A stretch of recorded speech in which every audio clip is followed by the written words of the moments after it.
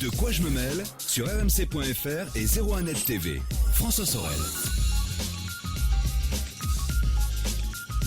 Vous êtes là, fidèle à De quoi je me mêle et je vous en remercie. De quoi je me mêle, toute l'actualité high-tech, vous le savez, chaque vendredi, à la fois sur rmc.fr version audio et version vidéo, sur 01nettv.com. Les gamers attendent ça, mais comme le Messi, les amis, il y en a qui ne sortent qu'une fois par an de leur maison. C'est pour aller à la Paris Games Week. Et la Paris Games Week, c'est bientôt. Ça commence le 27 octobre prochain jusqu'au 31 à Paris, porte de Versailles, bien évidemment. Le rendez-vous dédié aux fans de jeux vidéo. Et on va s'intéresser à cette édition 2016 de la Paris Games Week, parce que forcément, on y sera, 01net TV. On va en parler avec, on va le dire, un peu le patron de cette Paris Games Week. C'est le délégué général du CEL, Emmanuel Martin. Bonjour Emmanuel. Bonjour. Merci d'être là. Merci à vous. J'imagine que vous ne dormez pas beaucoup en ce moment. C'est un rythme intéressant, oui. À quelques jours du lancement donc, de ce grand salon du jeu vidéo qui prend de l'ampleur d'année en année, j'ai l'impression. Oui, c'est vrai qu'on a connu depuis la création de la Paris Games Week en 2010 une évolution constante. Cette année, on va être sur près de 80 000 mètres carrés contre 60 000 l'année dernière, plus 33% de surface. Il y a vraiment pour nous une espèce d'engouement qui se renouvelle chaque année. C'est très impressionnant. C'est impressionnant. Alors, même si l'année dernière, on avait l'impression que ça prenait une dimension un petit peu internationale, cette Paris Games Week, avec, on va dire, juste à côté, un gros événement Sony qui apportait une espèce de puissance internationale à cet événement, où Sony avait fait des annonces, on va dire, mondiales. Cette année, il n'y a pas eu ça. Non, effectivement, cette année, on n'a pas de conférence Sony, mais le salon, ça y est inscrit dans le calendrier mondial du jeu vidéo et visible de l'international. C'est un enjeu pour nous, évidemment, de pouvoir attirer le plus de monde possible. Oui. Et il y a vraiment aujourd'hui une place pour la Paris Games Week sur le calendrier du jeu vidéo. Mais l'idée, c'est d'en faire vraiment un rendez-vous d'envergure internationale où des constructeurs de consoles peuvent annoncer des consoles, des développeurs annoncent de nouveaux jeux. C'est ça l'idée ? L'ambition de la Paris Games Week, ça a toujours été de faire la plus belle fête possible pour tous les gamers français.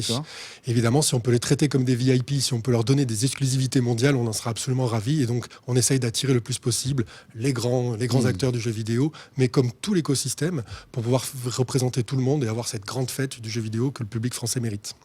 Très bien. Alors, les tendances de cette Paris Games Week, vous disiez que donc on allait avoir encore plus de place pour jouer, encore plus de place pour crier, encore plus de place pour danser. La Paris Games Week, c'est vraiment, il faut vraiment y aller pour se rendre compte de ce que ça représente. C'est la célébration du jeu vidéo. Mais ça va bien au-delà de ça. On voit que les jeunes se retrouvent là-bas pour passer du bon temps, etc. Ça va être quoi les tendances cette année, la Paris Games Week ? Alors, nos tendances qui sont constantes, c'est évidemment toutes les nouveautés de la fin d'année que tout le monde attend pour faire les listes de Noël. Cette année, il y a un invité particulier qui est la réalité virtuelle. On en parle déjà, c'est présent sur la Paris Games Week. Elle était déjà présente l'année dernière, d'ailleurs. Mais là, ça y est, ça devient concret puisque PlayStation a sorti le PlayStation VR hier. Donc ça, c'est un peu le fantasme de beaucoup de joueurs et cette réalité virtuelle... Ça va être l'une des stars de la Paris Games Week ? Bien sûr, on peut vraiment le penser. Notre star, c'est probablement aussi le e-sport, qui pour la première fois aura un hall dédié au e-sport. Un hall dédié à l'e-sport carrément. 24 000 m² dédié au e-sport en partenariat avec le SWC et le SL. Donc vraiment un énorme contenu de compétition de jeux vidéo. Et puis toujours, on apporte le plus possible des contenus nouveaux pour notre public. On essaye de susciter aussi la curiosité. Donc toujours des indépendants, des studios qui vont venir avec Jeux Made in France, avec Capital Game. Il y a cette volonté de rassembler tous les acteurs de jeux vidéo, les associations. Cette année, par exemple, la Bibliothèque nationale de France aura un stand pour montrer que dans le site de François Mitterrand, entre les manuscrits de Proust et de Balzac, il y a aussi des jeux vidéo qui sont conservés. C'est important pour nous de partager cette culture. Le jeu vidéo est un média culturel, en tout cas reconnu en tant que tel. Évidemment, il y aura une galerie d'art, il y aura la Cité des Sciences qui viendra aussi montrer l'avant-garde un petit peu des recherches scientifiques autour du jeu vidéo. Donc beaucoup de contenu, toujours susciter la curiosité. Et puis évidemment, les blockbusters que tout le monde attend pour se faire plaisir. Et puis les stars, c'est-à-dire que là, il y a vraiment toutes les stars du jeu vidéo qui viennent, les youtubeurs, etc. Enfin, tous ceux qui comptent dans cet univers. Et bien sûr, il y a les créateurs des jeux, évidemment, qui sont là. Et puis, il y a ces ambassadeurs absolument extraordinaires auprès des jeunes que sont les youtubeurs, les e-sportifs, tous les casteurs qu'on retrouve sur ces plateformes qui suscitent un engouement absolument délirant sur le salon. Combien vous attendez de visiteurs cette année ? Vous avez une idée ou pas ? On a réuni 307 000 personnes l'année dernière. 307 000. On augmente la surface. On a plus des objectifs en termes de confort du visiteur pour que tout le monde passe une excellente expérience sur la Paris Games Week plutôt que de mettre le plus de monde possible dans la porte de Versailles. Donc on ne se fixe pas d'objectif de visiteur. Notre véritable objectif, c'est que tous les gens qui vont venir soient satisfaits de leur journée à la Paris Games Week. Avec des contraintes, j'imagine, vu l'actualité de sécurité qui seront renforcées, je pense. Bien sûr, on a déjà annoncé un renforcement des mesures de sécurité. Tout simplement, ce contexte nous oblige à une grande vigilance. Et donc, il y aura des contrôles qui vont être renforcés. On communique beaucoup auprès de nos visiteurs pour leur expliquer que peut-être pas la peine de venir avec un sac à dos, puisqu'on contrôlera tous les bagages. Donc, en fait, voilà, tous ceux qui nous écoutent et qui vont aller à la Paris Games Week, qui se préparent, là, qui sont à fond déjà les ballons. Donc, pas de sac à dos. Oui, éviter le plus possible les sacs à dos. Parce que, en fait, vous pourrez rentrer avec votre sac à dos, mais ça va prendre du temps. Voilà, ça va allonger les files d'attente, en fait. Exactement. C'est ça. Il y aura forcément plus de temps pour faire les contrôles, puisqu'on fera des contrôles systématiques de toutes les personnes. Et surtout pour tous les cosplayers, pour les gens qui viennent déguiser, qui sont très importants pour nous, parce que c'est l'âme d'un salon. Oui. Ne venez pas avec des répliques d'armes réalistes, évidemment. Vous ne pourrez pas rentrer sur le salon avec. Même si ce sont des répliques. Oui, bien sûr. Tout ce qui est réplique d'armes réalistes ne rentrera pas sur le salon.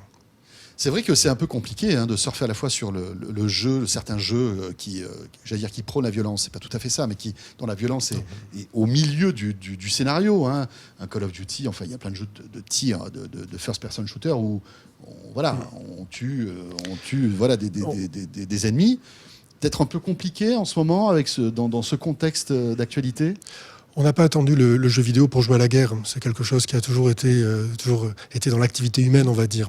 C'est une façon de la mettre à distance, en fait. C'est de mettre symboliquement la guerre à distance. Le jeu vidéo, effectivement, propose des expériences extrêmement diverses.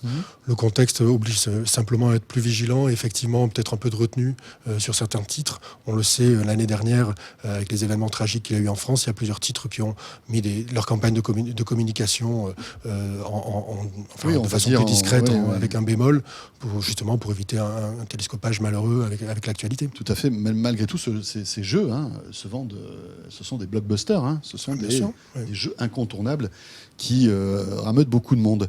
On a parlé des constructeurs, on a parlé des développeurs. Bien sûr, les grands développeurs sont là. Tous les grands développeurs sont là, les Activision, les Tech2, etc. Ils vont présenter. Il y aura des jeux que les visiteurs vont voir en avant-première, encore une fois, cette année. Oui, mais c'est très difficile. Attention, voilà. Emmanuel ne peut pas tout dire, on l'a bien compris.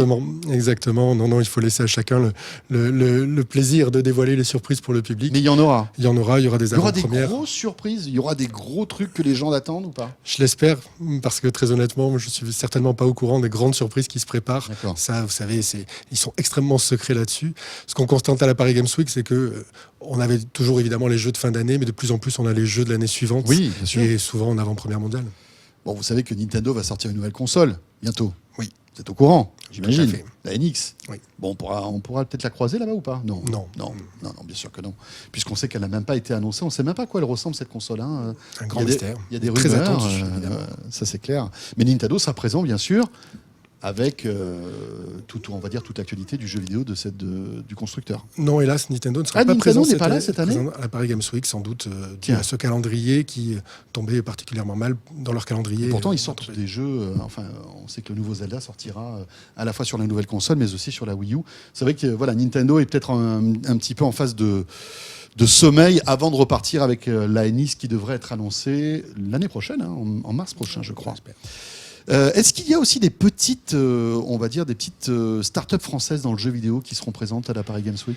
Bien sûr, on travaille depuis 4 ans maintenant avec Capital Game, qui est le cluster francilien du jeu vidéo, pour inviter des studios de toute la France à la Paris Games Week, partant du principe que c'est très intéressant pour notre public qui vient évidemment pour voir les blockbusters, voir la nouveauté de fin d'année, mais de découvrir aussi des jeux dont il n'a pas forcément entendu parler, et puis de rassembler tout l'écosystème du jeu vidéo autour de la Paris Games Week. Donc il y a énormément de studios qui viennent.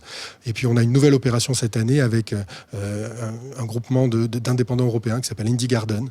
Donc il y aura des indés français, européens, sur la Paris Games Week qui viendront présenter leurs jeux. C'est vraiment quelque chose d'extrêmement intéressant pour le public parce que là, c'est les créateurs du jeu qui sont là, à côté de leur écran et qui on peut discuter. Il y a des jeux qui sont même pas sortis, qui sont en phase de tests, de création. Et donc là, on peut interagir.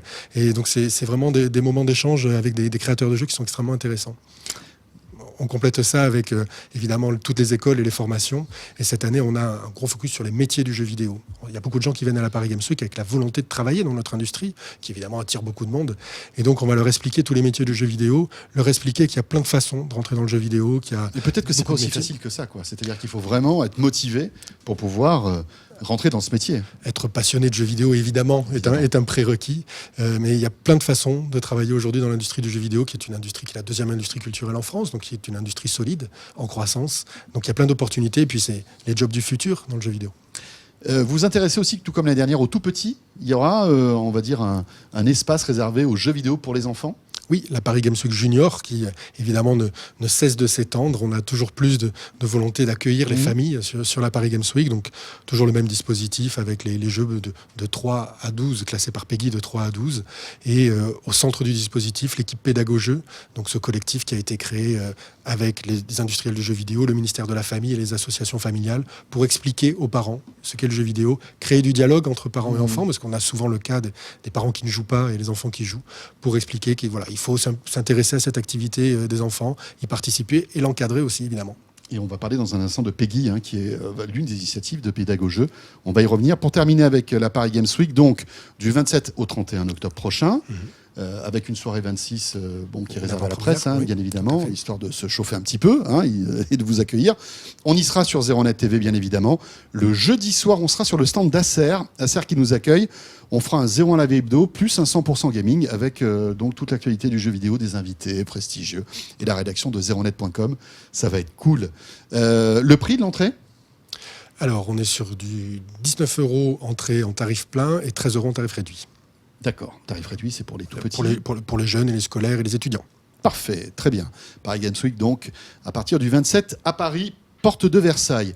Emmanuel, alors, c'est vrai que le CEL, c'est donc le syndicat des syndicat des éditeurs de logiciels de loisirs. Exactement. C'est pour ça qu'il y a 2 L. Donc, vous êtes là aussi pour promouvoir en fait toutes les initiatives du CEL et des éditeurs.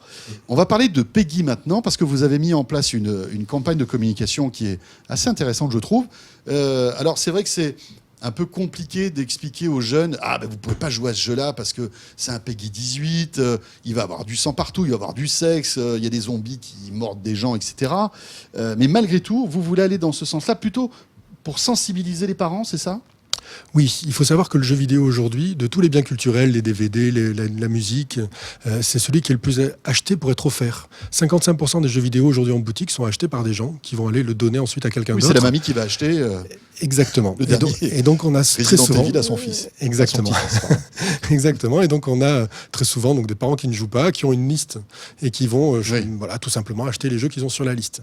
Le problème, c'est que sur ces jeux, il peut y avoir évidemment des enfants de 12 ans qui ont très envie de jouer à Resident Evil, comme vous le disiez. Et quand on achète un DVD qui a marqué Massacre à la tronçonneuse, on sait tout de suite à peu près à quoi ça va ressembler. Voilà, mais Resident Evil, c'est un peu flou. Oui, comme on a beaucoup de parents ou de grands-parents qui sont ignorants de l'univers du jeu vidéo.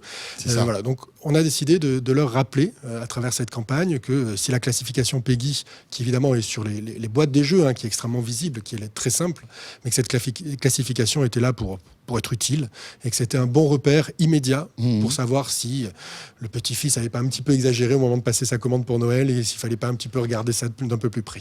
Voilà. Et vous attendez quoi en fait, ça, de sensibiliser les parents ?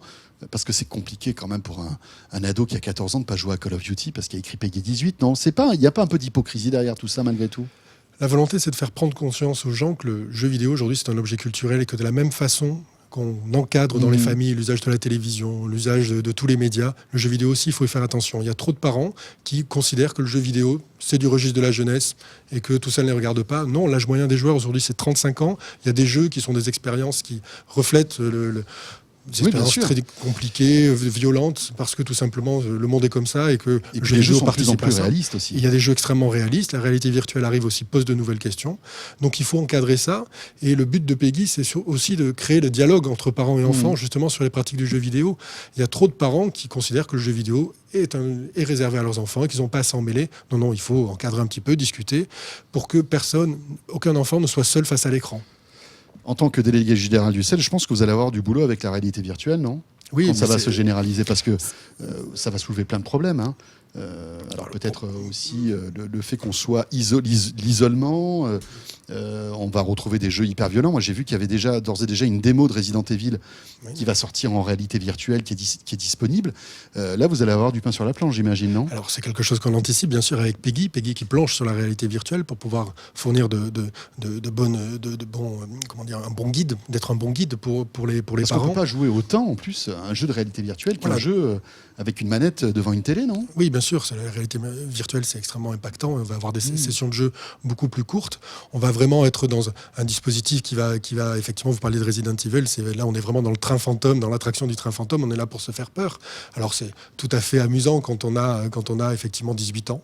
Mais quand on a moins, ça peut être aussi traumatisant. Voilà. Et... Exactement. Alors, une des choses qui va limiter forcément ça, c'est que les casques de réalité virtuelle ne conviennent pas morphologiquement à des enfants à moins de 12-13 ans. Donc ça a déjà limité un peu cet impact-là. Mais évidemment, il y aura qu'il faut qu'ils se mettent un bonnet pour grossir la tête. Après, vous savez, les gamins... Oui, ils essayeront. Peut-être qu'ils trouveront, effectivement. Ils sont parfois très créatifs, très imaginatifs. Donc, c'est vrai. Mais effectivement, il y a plein de questions avec lesquelles on sera ravis de pouvoir débattre, essayer de créer des choses pour que tout le monde puisse jouer de façon sereine, puisque c'est ça l'objectif, c'est de jouer pour s'amuser. Merci beaucoup Emmanuel. Merci à vous. Emmanuel Martin, donc délégué général du CEL, la Paris Games Week à partir du 25 octobre prochain, donc Paris Porte de Versailles. On y sera, je vous le disais, 01net TV, bien sûr en force. Merci beaucoup. Merci à vous. Et vous restez avec nous. De quoi je me mêle ? La suite dans un instant et ce sera avec, bien évidemment, l'inimitable Victor Jakimovic. À tout de suite.